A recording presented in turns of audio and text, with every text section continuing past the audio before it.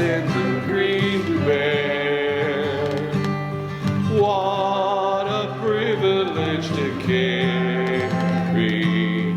everything in God and prayer.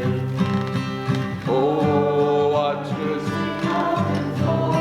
forfeit. Oh, what needless pain we bear. All because we do not carry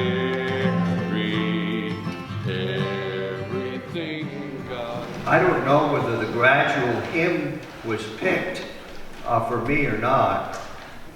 It said, Lord, let my words be few. Now, I don't know whether they're trying to send me a message or not, but my outline isn't long, so don't worry.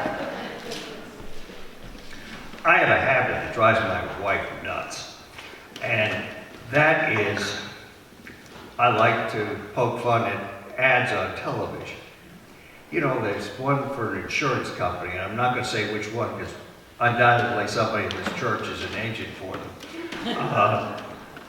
But anyway, this guy's sitting out in the middle of a road, and he's talking about safe drivers and how this insurance company talks about how they want to make everybody safe drivers. And they show cars going by on 2 wheels and all this crazy stuff.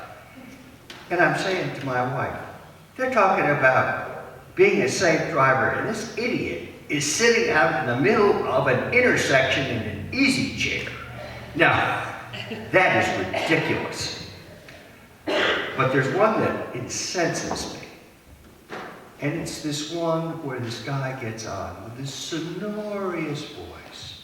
And he says, oh, I hope you are all comfy now, and you're all feeling good. And, you know, if you will just get easy and soft and listen to the words of the New Testament, the words of the gospel, and it will help you to go to sleep.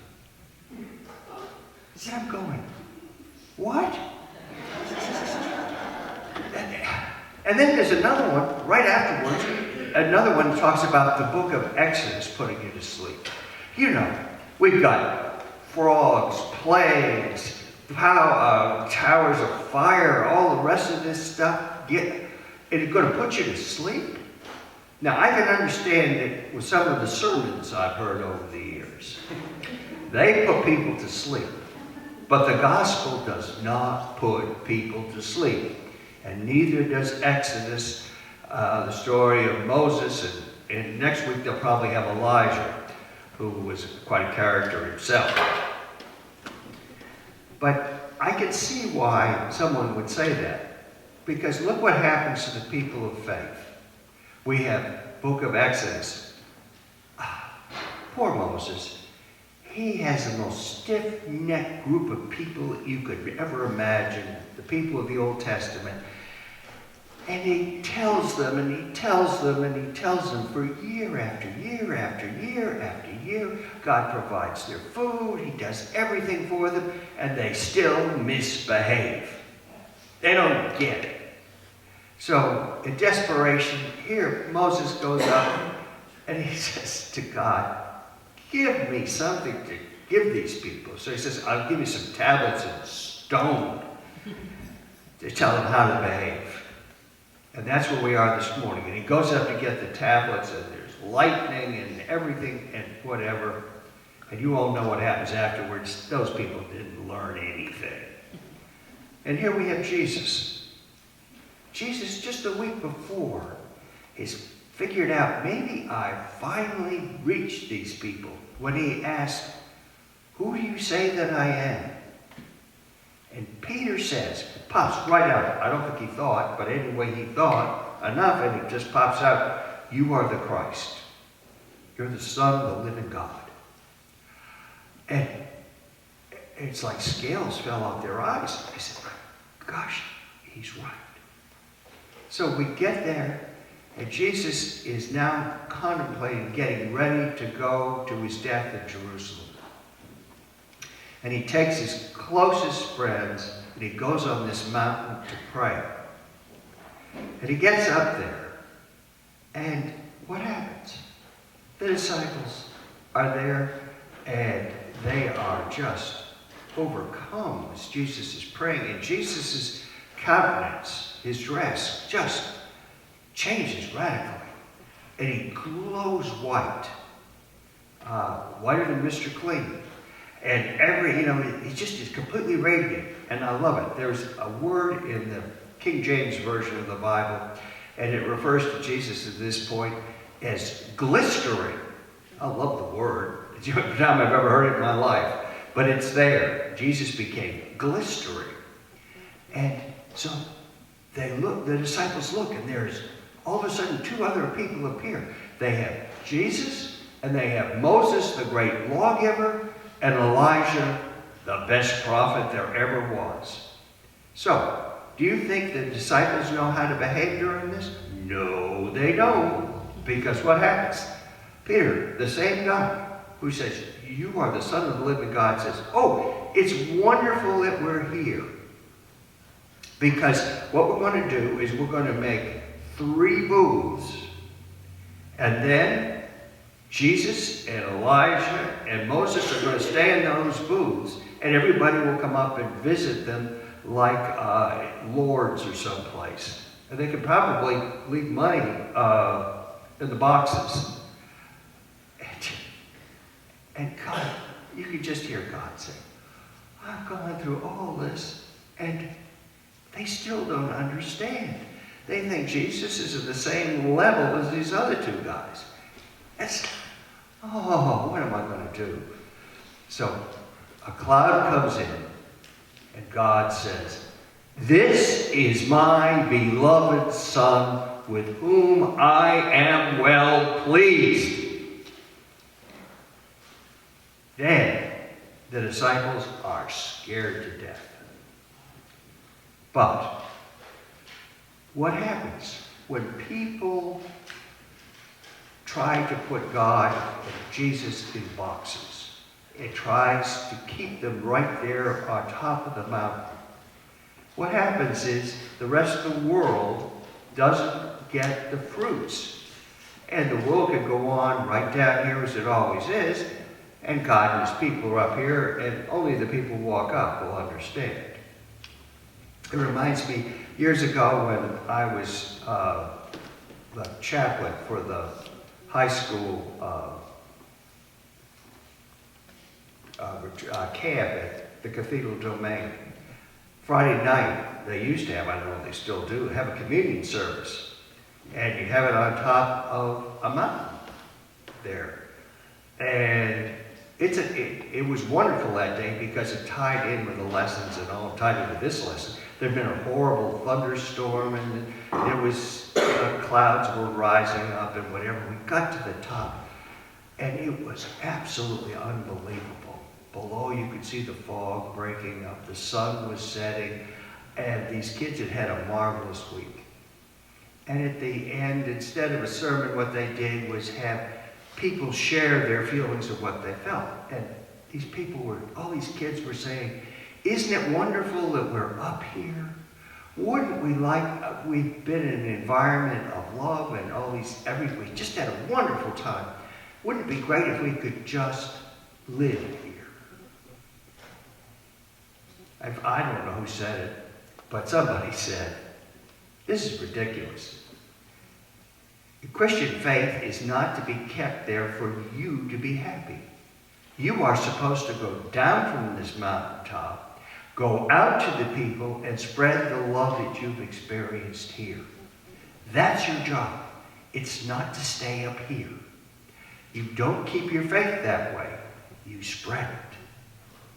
This is what God was trying to tell the disciples when he said, "This is Jesus." Only Jesus appears. And when God speaks, he scares those disciples so badly. It reminds me of a clergyman I know of. He was climbing with his wife on top of Mount Wilson. It's about 14,000 feet. And they got up there, and all of a sudden, a thunderstorm came in. and they're above the timberline. So they're the tallest thing on the mountain. And he had an ice pick on his back, and they had a pack frame, which was metal. So in other words, he and his wife were walking lightning rods. And the air was so heavy with electricity, they could feel the flow of electricity and just hear a buzz. And they couldn't lie down because the rocks carried the power as well. So the only thing they could do was crunch down as low as they could get and walk down. And they separated because they wanted at least one of them to make it, because odds were that one of them was going to be hit. So they did make it down. And the minister said afterwards, he said, "It taught me the importance of fear. I will never forget that moment as long as I live." And he said, "God let me live for a purpose, and that's why I'm here." See, it's no coincidence, I think, that the same letters for sacred and scared are the same. Because sometimes we have to be scared to understand what is sacred. It is amazing that after the disciples heard the word of God, they became emboldened and were fed. You see, the power of God is astounding. And it feeds us and takes care of us in ways that we do not know or fully understand. Back in the year, let's see what it was, 1531, some of you are old enough to remember that, there was a man called the Earl of Wickham. And it was during the time of the plagues and the Dark Ages. And in England, it was a horrible time. And this man had a vision from God that he should found a university or a college. So he founded the New College of Oxford, built the building, and he gave it to the town and set it all up, and it was a great going concern. 500 years later, inside of the biggest building, all the beams were made of oak, and they were starting to rot. So they didn't know what to do. So they thought, well, let's raise some money to get some beams and stuff. So the first place they started, they went back to the current Earl of Wickham, and they asked him, they said, "We've come because the beams in the building are rotting and they need to be replaced." And before they could ask him for any money, he said, "Thank God you're here." And they said, "What do you mean?" He said, "The first Earl of Wickham, when he built that building, went out here and planted oak trees because he knew that the beams were going to rot. And the trees have been harvested, the wood has been seasoned, and all the beams are in that barn down there, and I wish you'd get them out of here." That's the way it is with the power of God. It's something that we cannot understand. It's years and centuries ahead of us, and is so powerful. We're now heading into the season of Lent, and that's the reason why we had these lessons this morning, because remember Moses was up there for 40 days, and it's a time for us to understand the importance of God and to renew our efforts in the life of the church. Carl Jung was a Swiss psychologist and psychiatrist, and he was once asked by a man, he said, "I am sick, I can't get well, I've been seeing you for a couple of years now. What can I do to get well?" And he said, "What you need to do is go find a group of people who believe fervently in God. Go and spend time with them and understand the dealings with God. Because I can't help you anymore, only God can." So we saw the man a year later, and he said, "I did what you said. I found a group of people who believe in God and live that way, and I am well." You see, we as people have a choice. We can follow the way of God to fullness, happiness, and wholeness.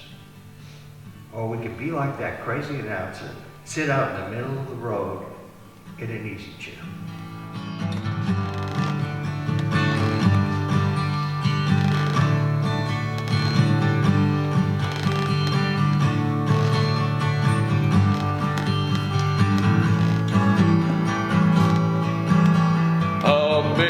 Amazing grace, how sweet the sound that saved a wretch like me. I once was lost, but now am found. Was blind, but now I see. 'Tis grace that taught my heart to fear, and grace my fears relieved. How precious did that grace appear, the hour I first believed. 'Cause I got a peaceful, easy feeling, and I know you won't let me down, 'cause I'm already standing on the ground. Let's go forth in the name of Christ. Thanks be to God. Hallelujah. Hallelujah.